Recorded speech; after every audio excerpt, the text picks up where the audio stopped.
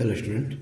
आज के इस वीडियो में हम बात करेंगे आर्थिक प्रणालियों की चैप्टर नंबर 1 वीडियो नंबर 5 व्यष्टि अर्थशास्त्र का क्लास 12 कंप्लीट कोर्स की सीरीज में लेके आ रहा हूँ।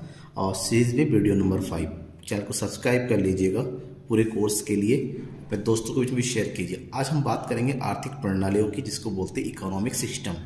क्या होता है आर्थिक प्रणाली? आर्थिक प्रणाली ऐसी संस्थाओं का ढांचा है जिसके द्वारा समाज की समस्त आर्थिक क्रियाओं का संचालन किया जाता है। मतलब समस्त आर्थिक क्रियाएं, जितनी भी आर्थिक गतिविधियां हैं एक देश में, एक अर्थव्यवस्था के अंतर्गत, जब उसको संचालन जिस समाज के द्वारा किया जाता है, जिस प्रणाली के अंतर्गत किया जाता है, उसे हम आर्थिक प्रणाली कहते हैं। प्रत्येक विश्व की अर्थव्यवस्था किसी न किसी आर्थिक प्रणाली पर आधारित होती हैं। इस आधार पर आर्थिक प्रणालियों को 3 प्रमुख वर्गों में बांटा गया है। पूंजीवादी अर्थव्यवस्था यानी कि बाजार अर्थव्यवस्था भी कहते हैं, समाजवादी अर्थव्यवस्था जिसको नियंत्रित अर्थव्यवस्था भी कहते हैं, और मिश्रित अर्थव्यवस्था। ठीक है, इंग्लिश में बोलते हैं पूंजीवादी अर्थव्यवस्था या बाजार अर्थव्यवस्था को कैपिटलिस्ट मार्केट या फिर मार्केट इकोनॉमी। समाजवादी अर्थव्यवस्था को बोला जाता है सोशलिस्ट या कंट्रोल्ड इकोनॉमी। और फिर है मिश्रित अर्थव्यवस्था यानी कि मिक्स्ड इकोनॉमी। अब तीनों ही इकोनॉमी को हम अलग अलग पढ़ेंगे डिटेल से, ठीक है ना। सबसे पहले हम बात करते हैं पूंजीवादी अर्थव्यवस्था की। पूंजीवादी अर्थव्यवस्था ऐसी अर्थव्यवस्था होती है जहां पर उत्पत्ति के जो साधन होते हैं, उत्पत्ति के साधन मतलब ऐसे सभी साधन जिसके माध्यम से उत्पादन किया जाता है, भूमि, पूंजी, श्रम, ठीक है ना, उद्यमी, इन सब पर जो है निजी व्यक्तियों का स्वामित्व होता है। और इन साधनों का जो उपयोग होता है, प्रयोग होता है, वो व्यक्तिगत लाभ के लिए किया जाता है। यानी कि ऐसी अर्थव्यवस्था का मुख्य उद्देश्य अधिकतम लाभ अर्जित करना होता है। लाभ अर्जन के लिए ये इकोनॉमी में काम करते हैं।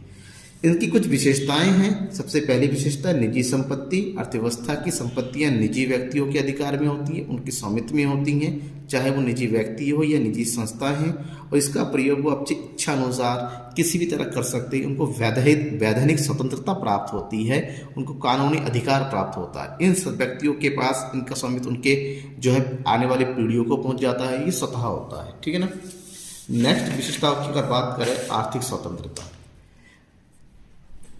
पूंजीवादी अर्थव्यवस्था में आर्थिक स्वतंत्रता प्राप्त होती है, यानी कि कार्य करने की स्वतंत्रता, चयन करने की स्वतंत्रता, उपभोग करने की स्वतंत्रता, बचत या विनियोग करने की पूर्ण स्वतंत्रता प्राप्त होती है। इसमें किसी प्रकार का हस्तक्षेप या फिर प्रतिबंध नहीं होता है। नेक्स्ट, राज्य का हस्तक्षेप एवं मुक्त व्यापार। ऐसी अर्थव्यवस्था में सरकार का कोई हस्तक्षेप नहीं होता है। निजी व्यक्तियों को स्वतंत्र व्यापार करने का पूर्ण एवं मुक्त स्वतंत्रता प्राप्त होती है, यानी कि वो अपनी इच्छानुसार व्यापार को कर सकते हैं। सरकार का आर्थिक गतिविधियों पर किसी प्रकार का अधिकार या हस्तक्षेप नहीं होता है। प्रतियोगिता। इस अर्थव्यवस्था में प्रतियोगिता अनिवार्य रूप से उपस्थित होती है, और इस बाजार में प्रतियोगिता होने के कारण ही, प्रतियोगिता के कारण ही इस बाजार का अस्तित्व होता है, और पूरे बाजार का अस्तित्व प्रतियोगिता के कारण ही बना रहता है। और लास्ट है कीमत का निर्धारण। इस अर्थव्यवस्था में वस्तु की कीमत का निर्धारण बाजार की शक्तियों अर्थात मांग और पूर्ति के द्वारा होती है।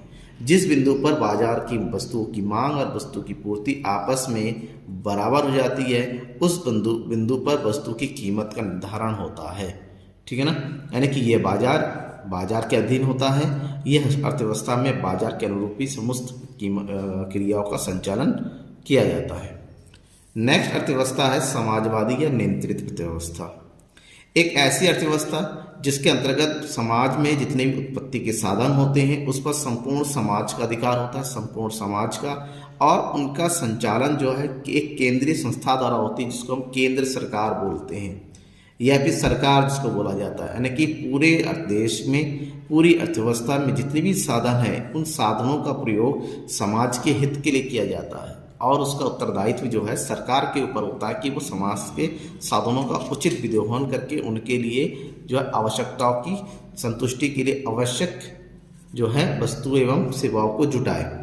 इस बाजार की जो प्रमुख विशेषता है, जिसमें सामाजिक स्वामित्व है। सबसे पहले अर्थव्यवस्था की उत्पत्ति के साधनों पर संपूर्ण समाज का स्वामित्व होता है, ठीक है ना, यानी कि समाज का, यानी कि और इसका संचालन जो है सरकार के द्वारा किया जाता है, सामाजिक हितों को ध्यान में रखते हुए। नेक्स्ट है आर्थिक स्वतंत्रता की अनुपस्थिति। इस अर्थव्यवस्था में किसी भी प्रकार के व्यक्तियों को या फिर निजी संस्थाओं को किसी प्रकार की आर्थिक स्वतंत्रता नहीं प्राप्त होती है। ये संपूर्ण बाजार सरकार के दिशा निर्देश में, सरकार के हस्तक्षेप में ही कार्य करते हैं। कीमतों का निर्धारण, इस बाजार में कीमतों का निर्धारण सरकार के द्वारा किया जाता है और उसका मुख्य उद्देश्य होता है सामाजिक हित को बनाए रखना।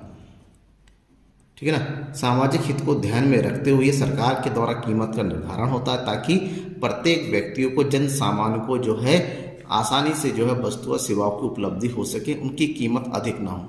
इस बाजार में प्रतियोगिता अनुपस्थित होती है, किसी पर प्रतियोगिता नहीं पाई जाती है। क्यों? क्योंकि समस्त आर्थिक गतिविधियों का संचालन सरकार के द्वारा किया जाता है। जब सरकार एकमात्र जो है संचालक है तो ऐसे में प्रतियोगिता जो है उपस्थित नहीं हो सकती है।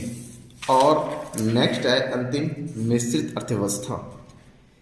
एक ऐसी अर्थव्यवस्था जो कि पूंजीवादी और समाजवादी दोनों का मिश्रित रूप होती है, यानी कि इस अर्थव्यवस्था में पूंजीवादी और समाजवादी दोनों ही बाजारों की अर्थव्यवस्थाओं की विशेषता पाई जाती हैं। अर्थात ऐसे बाजार में, ऐसी अर्थव्यवस्था में उत्पत्ति के साधनों पर निजी और राज्य दोनों का ही स्वामित्व होता है, यानी कि इस बाजार में दोनों ही सह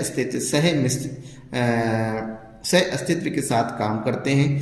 पूंजीवादी लोग भी यहाँ पर उपस्थित होते हैं, सरकार का भी अधिकार होता है। दोनों आपस में जो है सामंजस्य बिठाते हुए इस अर्थव्यवस्था में आर्थिक गतिविधियों का संचालन करते हैं। अब ऐसे बाजारों की जो विशेषता है इसमें क्या है कि निजी और सार्वजनिक संपत्तियों का सहयोग, यानी कि सरकार का और प्राइवेट, यानी कि प्राइवेट कंपनीज का, ये फिर गवर्नमेंट कंपनीज, दोनों का सह अस्तित्व बना रहता है। जो संपत्तियां होती हैं या फिर यूं कहें जो साधन होते हैं, उन साधनों पर दोनों का समान अधिकार होता है, दोनों ही उस साधनों का उपयोग कर सकते हैं। सीमित आर्थिक स्वतंत्रता, इस अर्थव्यवस्था में निजी व्यक्तियों को स्वतंत्रता प्राप्त होती है, लेकिन उस स्वतंत्रता की कुछ शर्तें होती हैं, यानी कि उस पर सरकार के द्वारा कुछ शर्तें लगाई जाती हैं, उसको जो है नियमित किया जाता है, आर्थिक स्वतंत्रता को रेगुलेट किया जाता है सरकार के द्वारा या सरकारी संस्थाओं के द्वारा। कीमतों का निर्धारण, इस बाजार अर्थव्यवस्था में कीमतों का निर्धारण निजी व्यक्तियों के द्वारा किया जाता है, अर्थात बाजार के द्वारा भी होता है। बाजार के द्वारा तब हो सकता है जब इसमें सामाजिक हित को ध्यान में रखा जाए, यानी कि सामाजिक हित को ध्यान में रखते हुए बाजार के द्वारा इस अर्थव्यवस्था में कीमतों का निर्धारण किया जाता है। और अंत सीमित प्रतियोगिता, क्योंकि यहाँ पर निजी अस्तित्व उपलब्ध होता है, उपस्थित होता है, और निजी अस्तित्व उत्पन्न होने के कारण प्रतियोगिता होती है, लेकिन ये प्रतियोगिता कैसी होती है? सीमित होती है, अनलिमिटेड नहीं होती है, असीमित नहीं होती है। ऐसे में यहाँ पर रेगुलेटेड मार्केट कहा जाता है। ये रेगुलेटेड यानी कि लिमिटेड रेगुलेटेड होता है, सरकार के अधीन में, सरकार के अंतर्गत, सरकार के दिशा निर्देशों के अनुसार यहाँ पर निजी व्यक्तियों को कार्य करना पड़ता है। Thank you.